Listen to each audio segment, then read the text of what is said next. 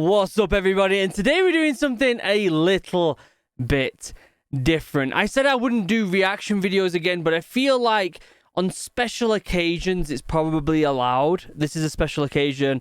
You know, if a cool game trailer comes out, if a movie trailer comes out that's kind of aligned with the channel, then maybe it's okay to do a reaction video every now and again, but I don't want to do as many as I used to. However, this one is special.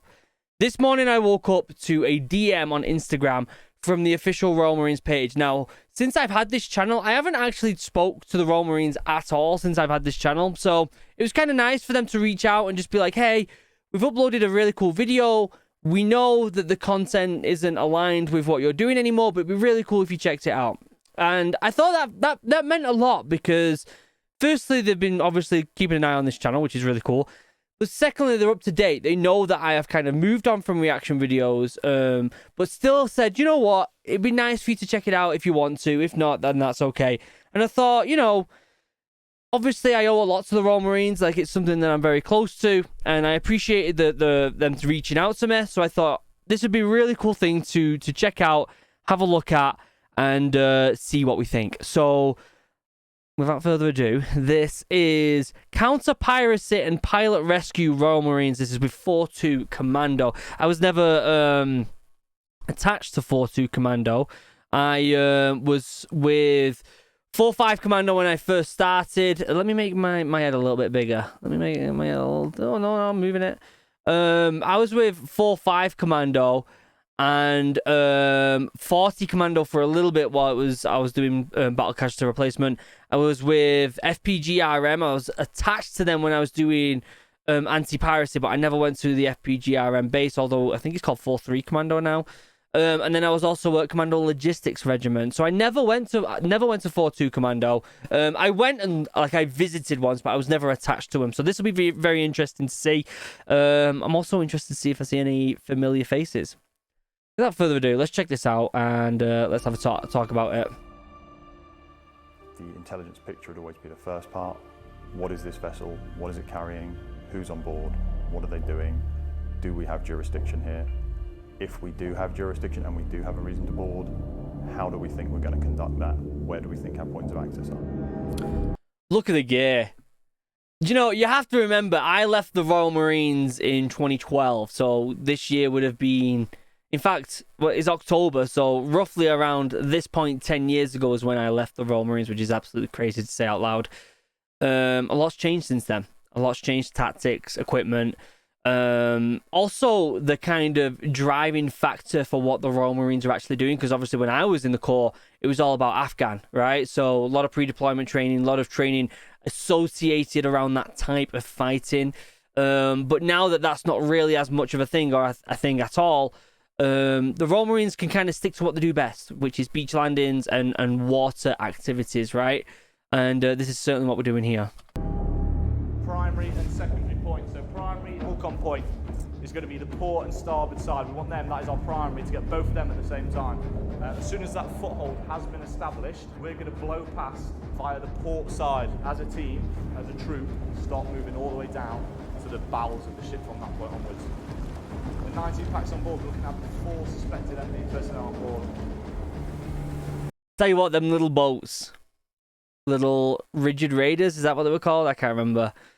They're fast, and you feel so cool when they're going really fast to them. You feel like super Gucci, as we would say in the Royal Marines, and everyone's like, what the fuck are you talking about?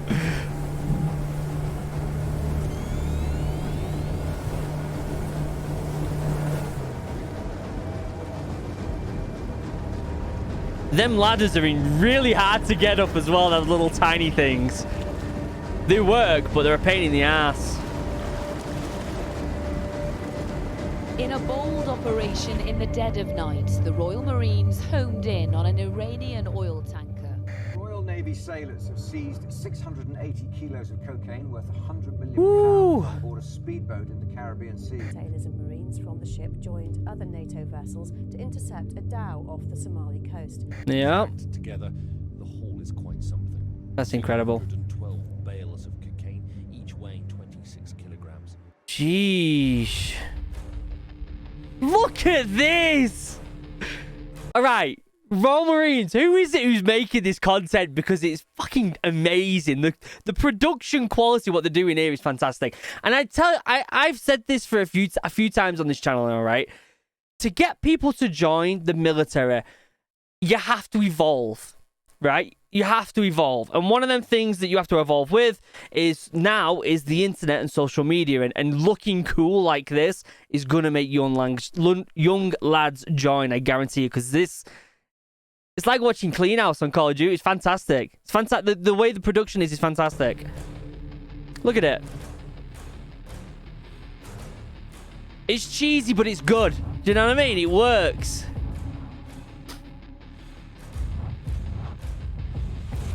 I don't know if they're going to show any faces, so I don't know if I'd recognize anyone. Plus, it's been 10 years. I doubt I'd recognize anyone.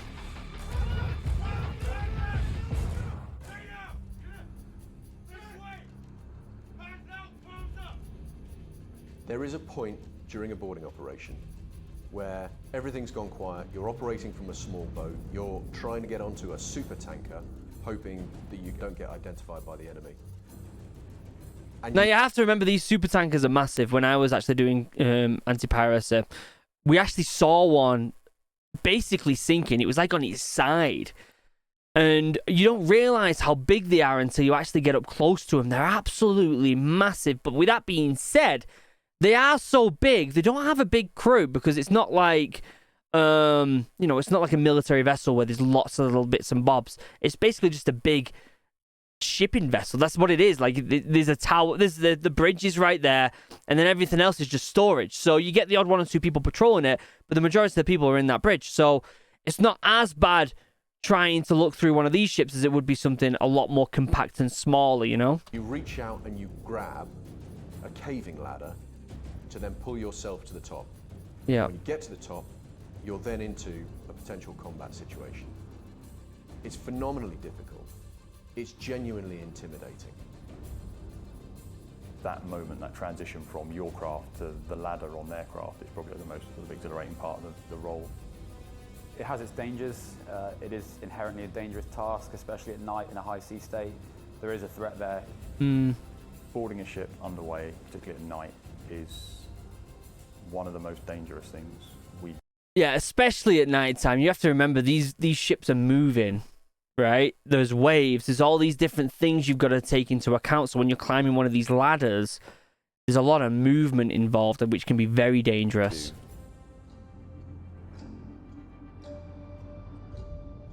The ship's boarding operation will usually start in an intelligence phase or a collect phase. This is supported by usually a wildcat on station. They'll provide imagery that the commander conducts his estimate on and then brief the captain of the ship. The boarding team will embark the packs and approach the vessel.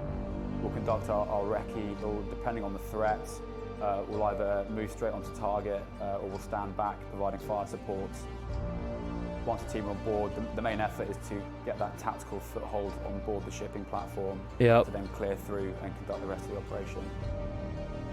So cool. Whoever's done getting into that maritime the editing in this is fantastic. The boats, the coxswains, and the expertise for actually getting alongside. Okay. And the driving skill to allow our guys to do that dangerous transition from their craft to the ladder. Yep. We'll almost always take a Wildcat helicopter with a maritime sniper attached, and that's not necessarily always to act as a sniper. Often their skill set as observers is as valuable, if not more valuable, than the sort of firearms protection that they can offer. Yep. The idea is as much visuals as possible. You need to see everything, right? So the more that the lads on the boat know what's going on, the more they understand where people are, what's going on, where to move, and all this and that, the better. The more intel, the better. So that's literally what they're doing up there. An elite soldier has to have an elite level of discipline. Everybody has to understand that when they're dealing with Royal Marines from 4-2 Commando, they're dealing with absolute professionals who will deliver against the task that they've been given every time. So cool. So 4-2 Commando delivers maritime security operations, maritime interdiction operations. We conduct support and influence operations and joint personnel recovery for commando forces. Obviously every operation environment has its own specific or unique challenges. Maritime environment's no different. We've obviously had to adjust some of the ways that we work and some of the kit and equipment we use. I was just about to say, I'm trying to look at some of this kit and equipment. It's very different to what I had. Weapon system because you're moving in a confined space. Ambidextrous weapon system because you need to be able to manipulate your weapon far more.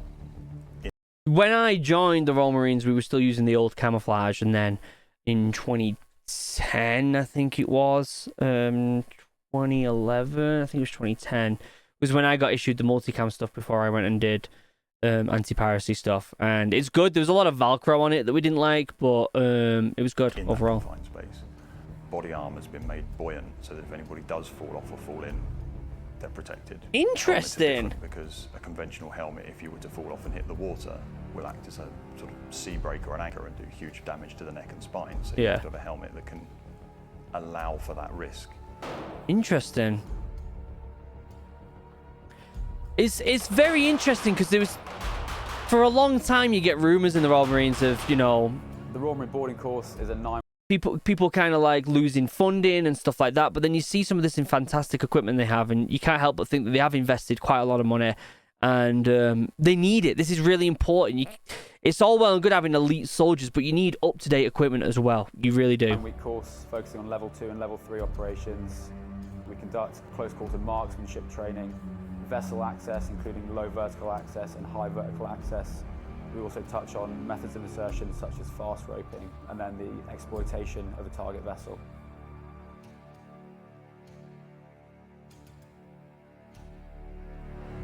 Yeah.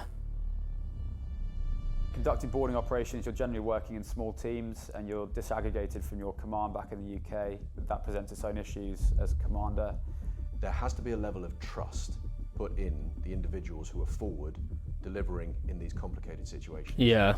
Divorced from their normal chains of command, supporting unusual constructs all over the world, they're required to use their ingenuity, they're required to use their own integrity.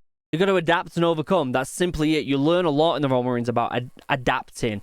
Whatever the scenario throws at you, you have to adapt accordingly. Still be professional, still understand that, you know, you're a highly trained skill and you are capable of doing this stuff, right? There's a reason you go through incredibly difficult training, and that's because when you get into a situation like this and you have to adapt, you know what you're doing. Like, you understand the intricacies and where to go and who to talk to and the SOPs of your little squad. All this is very important. Your own troop.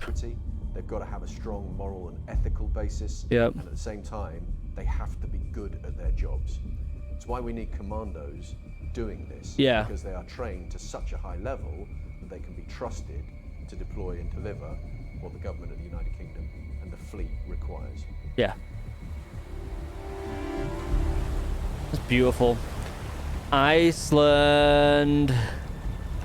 Cold. Very cold. Very, very cold. Beautiful, though. It could be an isolated personnel from a patrol that's gone missing. It could be, for instance, an aircraft that has gone down and we know where it is, but we need to go in and recover it. Joint personnel recovery is the tactical recovery of aircraft, personnel and sensitive equipment. We're off the coast of Iceland on the USS Arlington. So they're not going to show any of the lad's face. They're going to show some of the officers because the officers do a lot of public work as well. So that's okay, but they're not going to show the lads' faces, and rightly so. You know, if you're watching this and you are in the armed forces, you know, you get told you have to have this certain amount of privacy for obvious reasons, right? You don't want your face plastered all over the place. You don't want enemies understanding who you are when you're walking down Civvy Street and all that good stuff. So keeping that level of privacy is really important. So I appreciate that they've done this. And we're working with the 22nd Marine Expeditionary Unit. They're America's specialist trap teams, the JPR experts. So we're here to learn off them. Nice. And help make ourselves an even more credible JPR force. Yeah, so what he just said then is not a new thing to the Royal Marines, right? Basically getting together with friendly forces from around the world and trading tactics. When I was in training and when I got to 4-5 Commando, it was a lot of CQB stuff. It was learning about CQB. It was it wasn't a new concept, CQB, but what it was finally becoming as big as regular firefights, right? It was finally becoming like known for how tactical you have to be and how understanding and how quick you have to be and how you have to understand the SOPs so that you don't really have to think when it comes to these rooms. You can just do it. And doing that meant talking to friends from across the pond, talking to other countries, trading tactics, testing out different tactics, seeing which works best and all that good stuff, and basically getting all the best skills possible so that you and your friendly forces have the best trained soldiers. And that's exactly what they're doing here. No different to what I was doing. So the worst case scenario in a JPR situation, deep behind enemy lines, the isolated person or sensitive piece of equipment has been captured or the enemy forces are enclosing on it. It will be a contested environment to get the person or piece of equipment back, which obviously makes it a lot harder, especially in an extreme weather environment. Because as soon as I get on the ground, I need to be looking for the isolated personnel because he could have moved, he could have been captured. So we'll be looking out for any signs on the ground, any evidence, pieces of kit that have been left behind, and looking out for any enemy threats. Nice. So GPMG. one of the main dangers, especially out in these extreme environments, is the weather. It can change in a matter of minutes. For example, if a pilot's been shot down, all they've got is their flight suit, they're not going to survive very long. You need to get in there and get them out. So he's basically saying, you know, the quicker the better. That's all it is. And that's the same with any operation. If you can, you know, be as smooth as possible. You know, they always say, slow is smooth, smooth is fast, right? It's like, if you can be nice and smooth, but also pick up that pace a little bit, you're going to have more of an effective operation, basically. And that's really important. Introduction of both the carriers, the Prince of Wales and the Queen Elizabeth. The F-35 jet is a very top secret piece of kit and equipment. So the so what of why we need that capability is because if an aircraft was to be shot down in a hostile environment, a hostile territory, where potentially some of our key adversaries could get their hands on this bit of equipment, they can turn the tides and turn the tables for future or potential future conflicts. Which we watched a video a long time ago about a Russian jet. If you remember correctly, it was like the fastest, it was unbelievable, until it crashed, and NATO basically got their hands on the craft and realized it as actually was pretty much just a showman craft, right? Like, this is the same thing. Like, we don't want them getting all of this technology, understanding how it works, understanding its flaws and all this good stuff, because they'll just use it against us. So it's important to get in there, get the shit and get out. By working alongside our key allies and key partners like the US, it means that we can come in to complete synergy when we operate together. Yeah. We then have this potent and formidable force that gives both the UK and our allies the confidence to operate in areas, knowing that they've got a joint coalition force that can come in and pull them out and recover them. It's nice to know you got friends, basically. What a great shot video. Unbelievable. The single big idea at the heart of FCF is a persistent presence forward across the world. Commandos delivering on behalf of defence globally.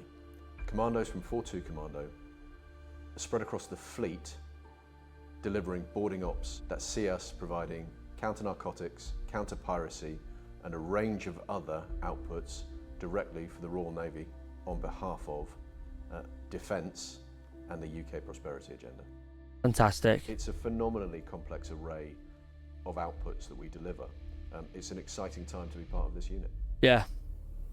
If anything, you know, if there was any time I would have preferred to be in the Royal Marines, it would have been now over when I was in.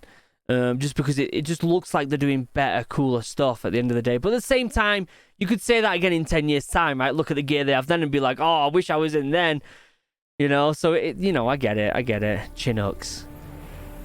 You know, we're in Colorado right now. You see so many Chinooks and military craft flying around here in the mountains.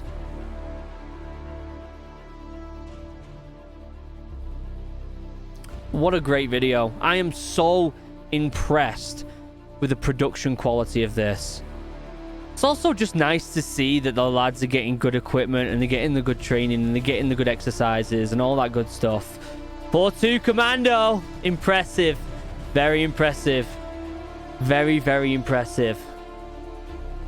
James Clark and Daniel Shepard. Well done. You did amazing. The music was good as well. This will probably get a copyright claim, but I'm not asked because it was good anyway. I enjoyed it. There you go, guys. Link down below to the OG video. Please go over there and give it a good old like and all that good stuff, all right? If you are interested in anything Royal Marines, if you click on the video link down below, there will be, you know, there are, let me look at the stuff in the...